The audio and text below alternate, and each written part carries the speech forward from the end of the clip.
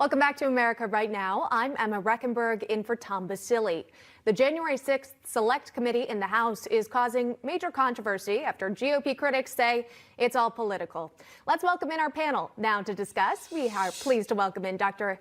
Anne Marie Ward. She's a former congressional candidate. Also, Doug Schoen is with us, one of the most influential Democratic campaign consultants in the past half century. He's also the author of The End of Democracy, Russia and China on the Rise, America in Retreat. Great to see you both this Saturday morning here. Great to see you, Emma. Good to see you. Anne Marie, start us off. On Tuesday, we did hear from 4 police officers who presented an emotional testimony about what they experienced on January 6th at the Capitol. What direction do you see these hearings headed? Who do you think could be called to testify next? You know, this was very difficult because, of course, we know that Republicans have traditionally, especially over the last couple of years, been the party that is totally in support of law enforcement. And so now to see the party sort of shift away and look at this situation differently makes it very difficult.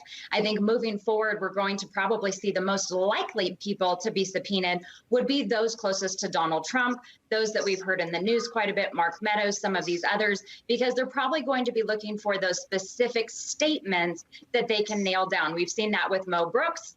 We've seen that as it's shifting from, was it their place as a role working for Congress to say those things, or was it within a campaign moment, which makes them liable, as we have seen the DOJ step away. So I think things are going to get very heated as they focus on those subpoenas. And the question is, do they remain all political, right? We know 7 Democrats are serving on the committee, 2 Republicans as well, Adam Kinzinger, Liz Cheney, no fans of the former president, Donald Trump. But Doug, the Senate has already issued a bipartisan report. The DOJ still investigating violence on January 6th. Republicans, they've called the Select Committee in the House highly partisan. Looking ahead to the midterms, how do you think Democrats' focus on January 6th plays into the campaign strategy? Well, you know, increasingly as we get to the midterms, I think people are going to focus on the economy, how we're doing dealing with the 3rd wave of coronavirus, where we stand at the border, and where we stand in our international relations. I think that it is likely that January 6th, as traumatic an event as it was, will be less important for voters than where we are as a nation, where we are heading, what agenda voters are responding to from both the Democrats and Republicans. I see that as much more important. And frankly, I think also in the absence of bipartisanship on the House panel, it makes that report and that process far less important than it might otherwise be. Interesting that you, again, focus priorities on the coronavirus developments there, of course, with the Delta variant, and then also what's happening at the southern border.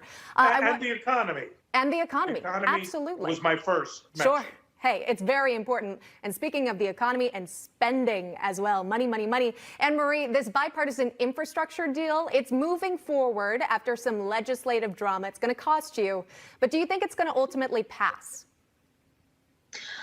I think it's going to depend on what kind of language we see come through. Right now, of course, the language is not concrete. We saw that already Republicans are coming forward and they're terrified of that bait and switch, which is a very likely option. We've seen a lot of pushback as far as, hey, this is way more than what we need to spend already, but better than the $3 trillion that was already discussed. So I think right now what we're going to see is when that final language comes out, if it doesn't really emphasize on the most critical infrastructure needs, if it's fully bloated, we will see Republicans push back. But so far, I think with that bipartisan support that we've seen from the Republican side, we will probably see some form of it pass. And Doug, what's your take? Yeah, I would agree with Anne Marie's conclusion. I think it will pass. I think it should pass. We've got to do something about roads. That being said, I'm very troubled by what the Democratic left is doing, trying to link support for infrastructure with the so-called human infrastructure, which will cost anywhere from $3.5 trillion up to $5.5 to $6 trillion, which is clearly well beyond our means, and frankly, I think is inappropriate in and of itself, and linked to the much more necessary roads and highways in the bipartisan infrastructure bill. So that, to me, is the priority. And my advice to the Biden administration is get that done, take up the elements of the larger bill item by item, family leave, childcare, and the like, item by item, try to put together individual bipartisan coalitions rather than using something like reconciliation, which I think is both inappropriate, wrong, and hurts our democracy.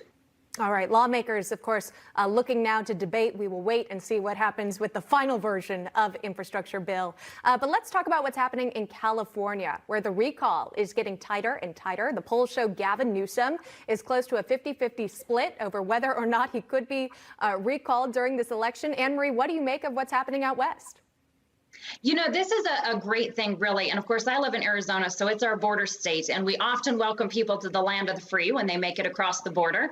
And we're really seeing something that was very similar to what happened in 2003 when Arnold Schwarzenegger got elected. So that was only the second time in history that a recall had occurred. Before that was in the 1920s. And this is very similar right now. It was a Democrat in power. Of course, Arnold Schwarzenegger was a Republican, because these off years and these recalls favor the opposition. We're seeing California just fall apart. It's like a third world country. I was just there a few weeks ago, and I've been in third world countries, pretty similar. And people are fed up. So I would say that the polling and the data we're seeing right now is very clearly going to lead to a probable Republican victory. All right, that's a pretty intense analysis of what you saw in California right now. Of course, we've seen GOP candidates come forward, Larry Elder as well as Caitlyn Jenner here. Perhaps the GOP does have the energy for California, a very well-known blue state. Doug, do you think Democrats would turn out for Newsom? You know, that is the real question. Anne Marie, from my point of view, unfortunately, is correct that off-year elections tend to be better for Republicans than Democrats. The polls are very, very close. I don't think we can draw any final conclusions now, but it is going to be a real issue of turnout for the Democrats. And with so many Republicans on the ballot, I think it, in a certain sense, fractures the opposition in a way that didn't occur in 2003 when Schwarzenegger ran.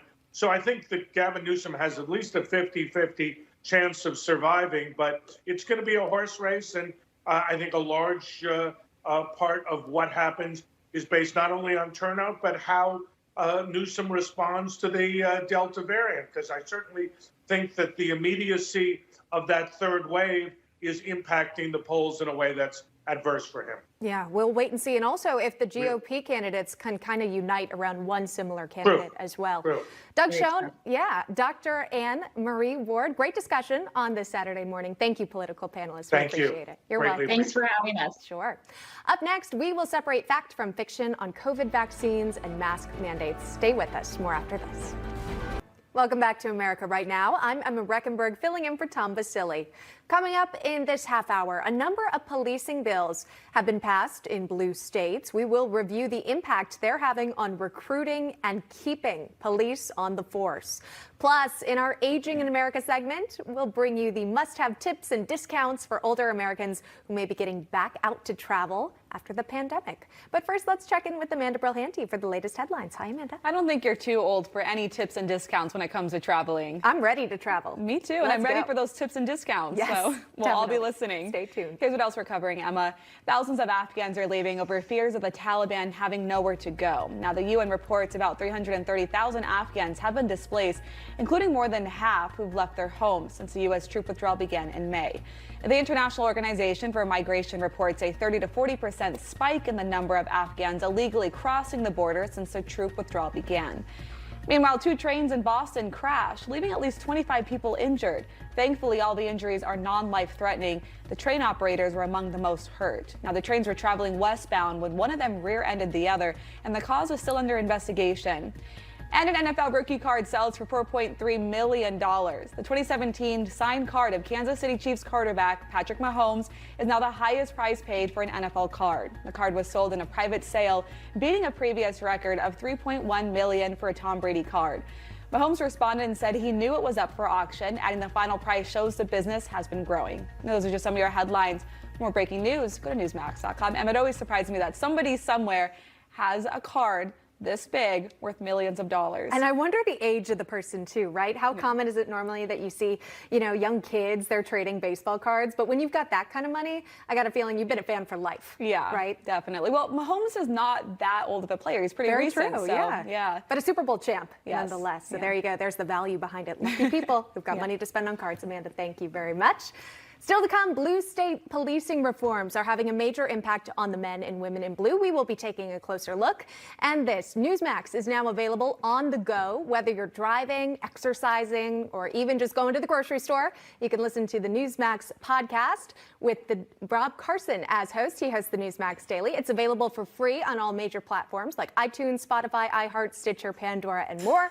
You can also find the podcast at newsmaxtv.com/podcast. You can get Rob Carson's daily take on the news, along with the best material from Newsmax that will have you informed and maybe even laughing. And when you check it out, make sure you can hit the subscribe button on your service. After all, it's free. More news to get to on America Right Now. We'll bring it to you right after the break. Welcome back to America Right Now. I'm Emma Reckenberg in for Tom Basili. In the wake of the BLM and George Floyd protests and riots last year, blue states have issued a host of policing bills with new restrictions on our men and women in blue. At the same time, we've seen a 45% increase in police retirements, and resignations were up 18% in the past 12 months. There's also a big impact on recruitment. It's the subject of our Thin Blue Line segment. For more on this topic, we're happy to welcome in Steve Rogers, a retired lieutenant from the Nutley, New Jersey Police Department. He's also a retired U.S. military intelligence officer who served on the FBI Joint Terrorism Task Force. Lieutenant, good morning. And first of all, thank you for your service. Thank you very much. Absolutely. All right, let's get talking about these new police bills and laws. They've been introduced across the country.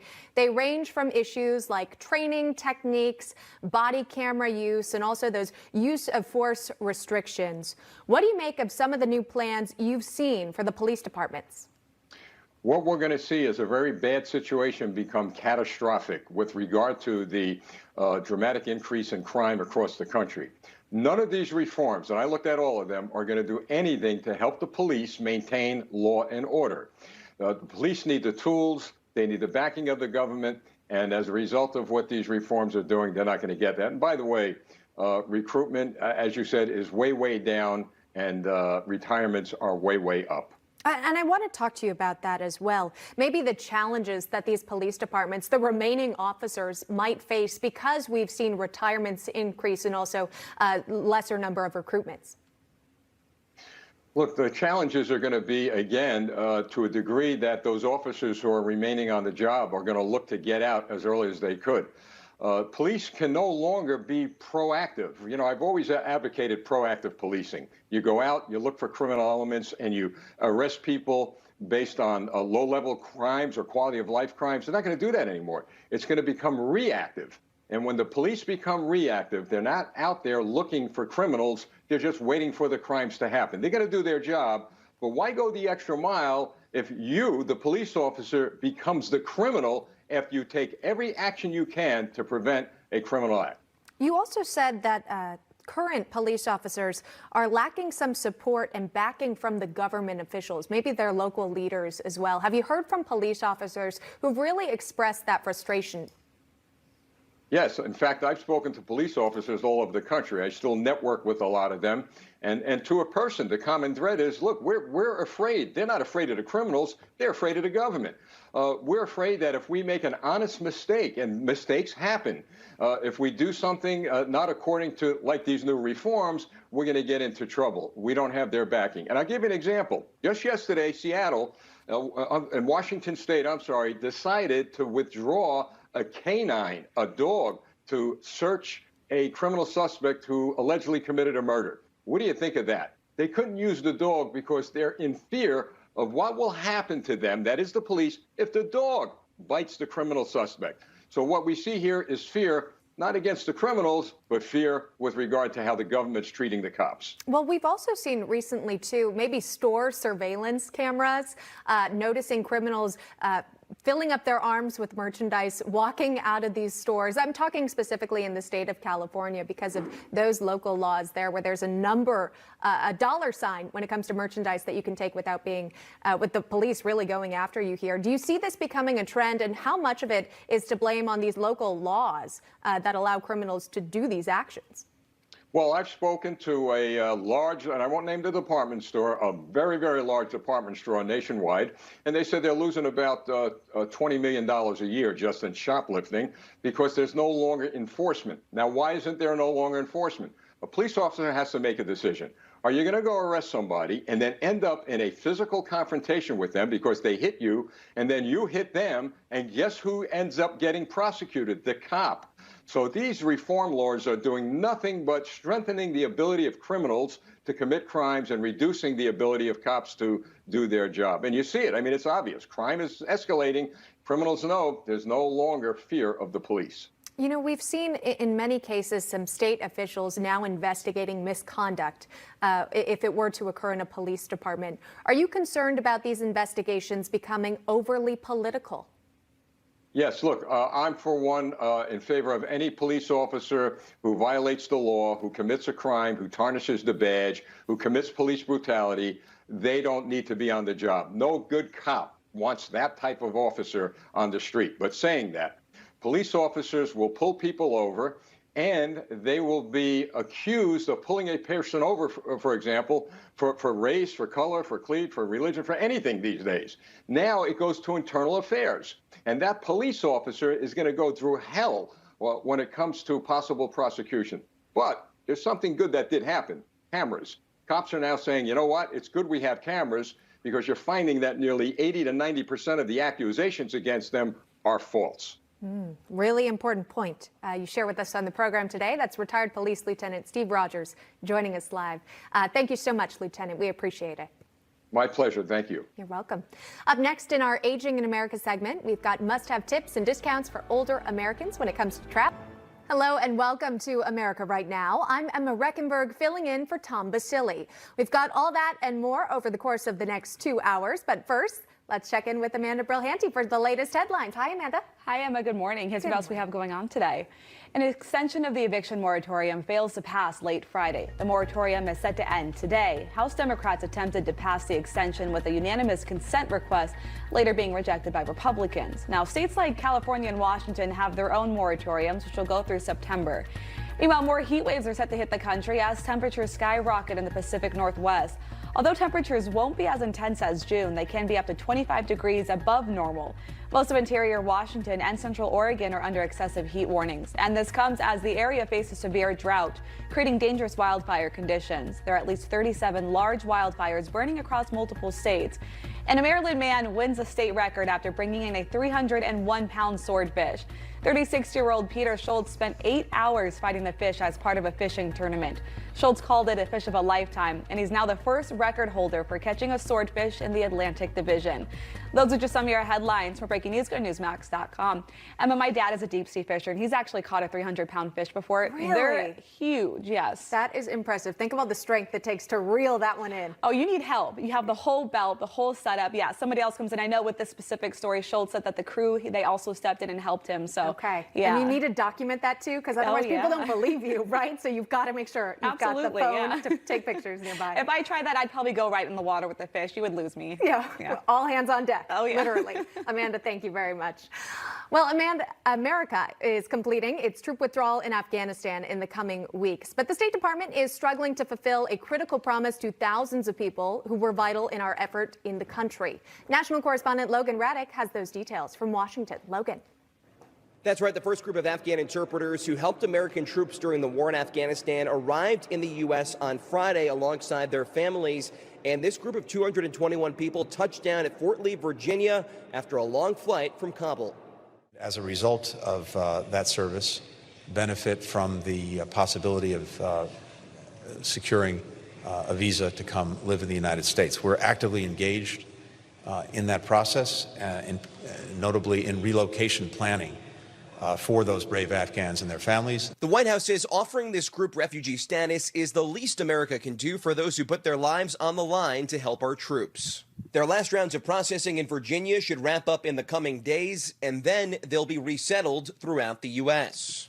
And there's a renewed urgency to bring them to safety as the Taliban's taking over large parts of the war-torn country amid a mass withdrawal of Western troops. However, Afghan interpreters have been targeted and killed by the Taliban for helping the U.S., including Suhail Pardis, who was beheaded by the terror group on Friday. Back in Washington, a Friday report from Politico revealed a chaotic process with thousands of Afghans left waiting for answers. The White House is also working on evacuating another 4,000 applicants and their families who've not completed security background checks yet.